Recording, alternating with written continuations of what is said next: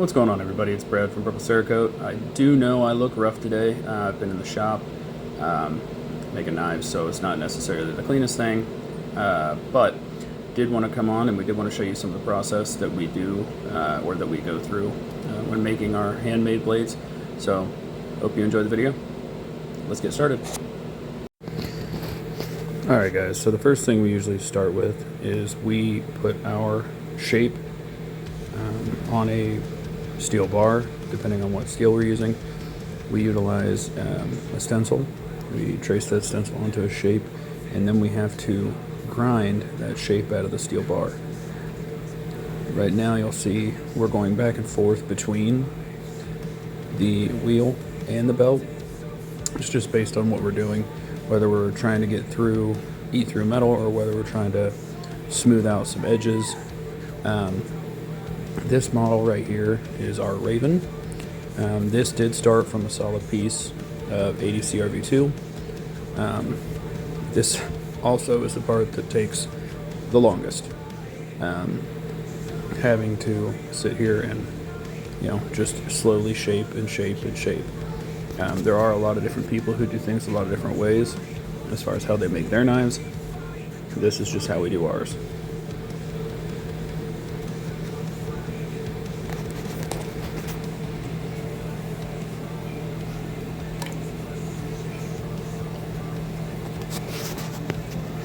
You will see the angle of the handle that we're trying to form. This does take a while, guys. This is also why handmade knives are more expensive. There's a lot more put into them. It's a lot more time consuming. And handmade, there's a lot more blood, sweat, and just love put into these things, guys. You're taking a raw piece of steel and you're forming it into something completely different. And something amazing, really. This is a Raven we're doing. It's going to be another tribute Raven, probably to Charlie Kirk, to be honest. He, even if you didn't agree with everything he said, he was an awesome guy. He was a very faithful person. He stood for his faith no matter what, and he was a warrior for Christ, guys. He really was. He was a great guy. Not everybody agreed with him, but he didn't deserve what happened to him. So this right here, we're finally getting down to the point. This takes a while because you're starting with a square piece of steel and you're moving down to a pointed piece of steel. So there's a huge chunk of steel right there that we're trying to get off. It does take a while. It's just switching between eating through some of that metal and smoothing that out, and then eating through some of the metal and smoothing it out. It is repeat, repeat, repeat. The other thing, and let you guys know, is we do show you most of the process.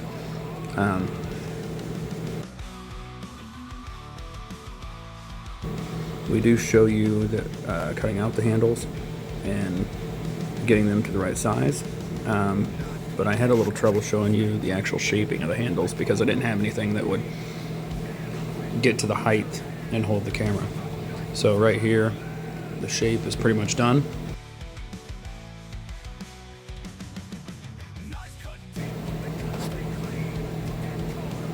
We're just fine-tuning any kind of imperfections, getting any deep gouges off, so later on when we sandblast it, it will end up smooth.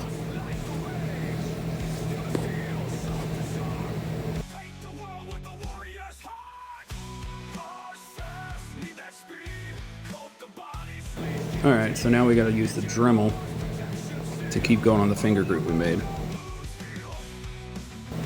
A lot of the finger grooves we make, we can start to shape them with the wheel or with the belt, but we can't finish them with the wheel or belt. So we usually use a Dremel tool to fine-tune that process and kind of get in there and make everything smooth and make it more round to fit your finger, so that way you don't have any pinch points or any issues that hurt later on. We try to make our knives as ergonomic as possible and feel as good as possible. So for those of you who have a Raven or have purchased a Raven from us, this is how your Raven was made, for the most part.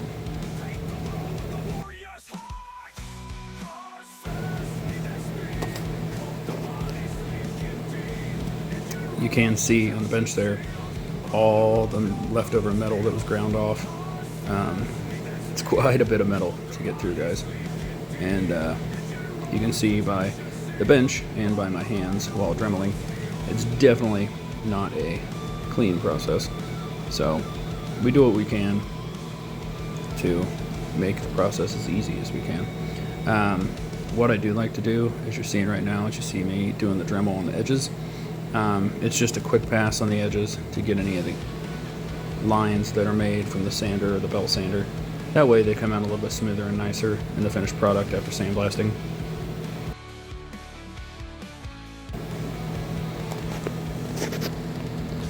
And to be honest, if anybody has any of our knives, this is probably how they were made. It's just this model is the Raven.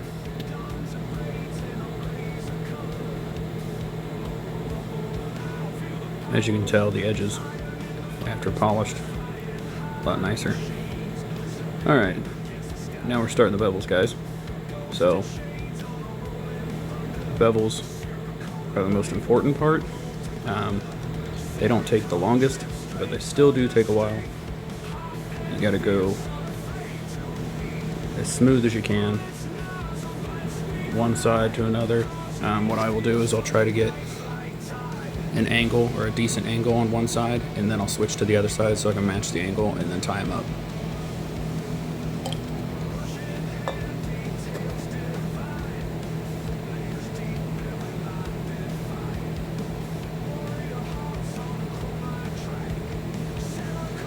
Hardest part of the bevel, honestly, I mean, yeah, you do have to get them even and you have to get them matching, but I will say one of the hardest parts of the bevel is the point.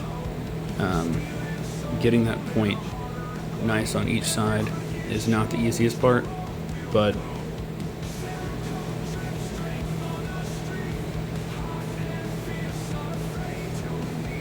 the other part I didn't show you was I did already drill the holes in this for the handle. This is going to be a 3-screw handle.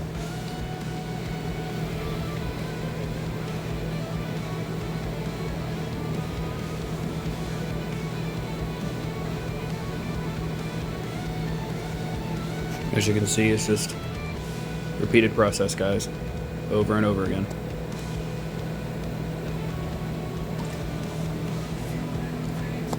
Oh, the other part I didn't really show you on this was the quenching, was because it's really hard to get a good angle while filming, while trying to heat a knife, while trying to quench knife.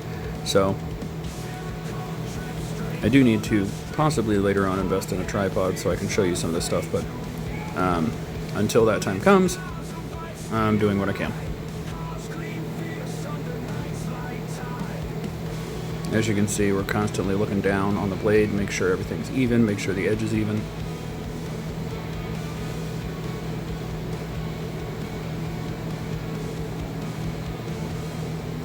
The FMK belt sander has been really good so far. No issues with it. We do have multiple belt sanders here in the shop for different purposes, different reasons. The one that we use for metal is not necessarily the one that we use for the handles, but like I said, we're showing you the most of what we can.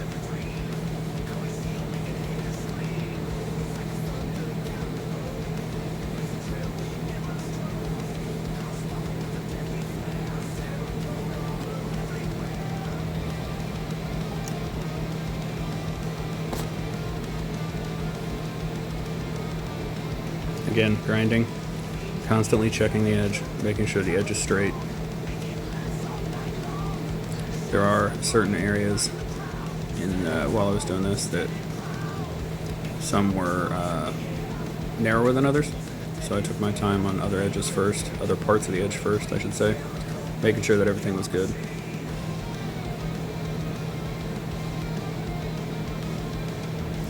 Alright guys, So there we go. We got the bevels in.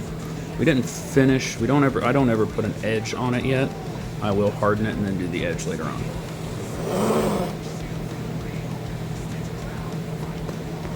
All right. So these are the handles we decided to go with. These did come in a block. We're cutting out a basic shape.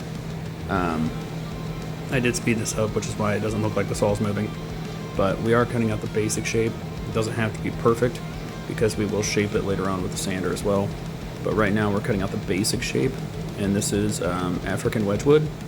It is very cool to work with. When you use a fine sand grit, it almost feels like it's, in a way it feels like it's varnished, but it's not. If you just sand it with thinner paper or finer grit, it comes out kind of interesting.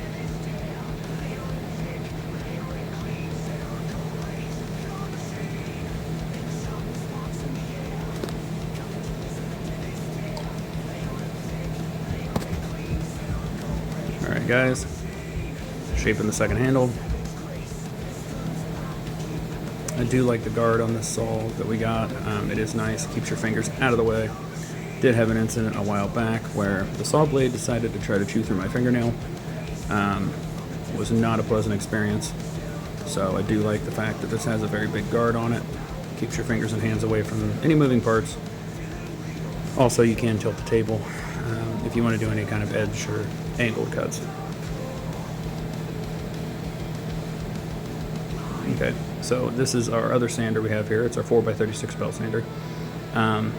What we're doing right now, honestly, is getting some of the handle material off, making sure it is flat, and even we take some of the handle off because these pieces of wedgewood we got came in kind of thick, and we wanted to whittle them down some, really. So we didn't want the handle being 5 times as thick as the knife, but we still like to keep our handles rather robust, and like I said, ergonomics are very important. So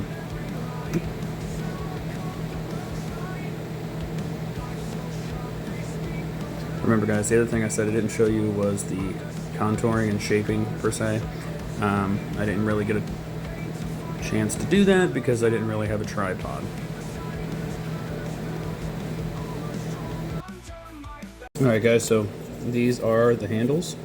They are not completely finished yet. We will fine-tune those with some raw sandpaper. As you can see, we did contour the handles, and we did round them.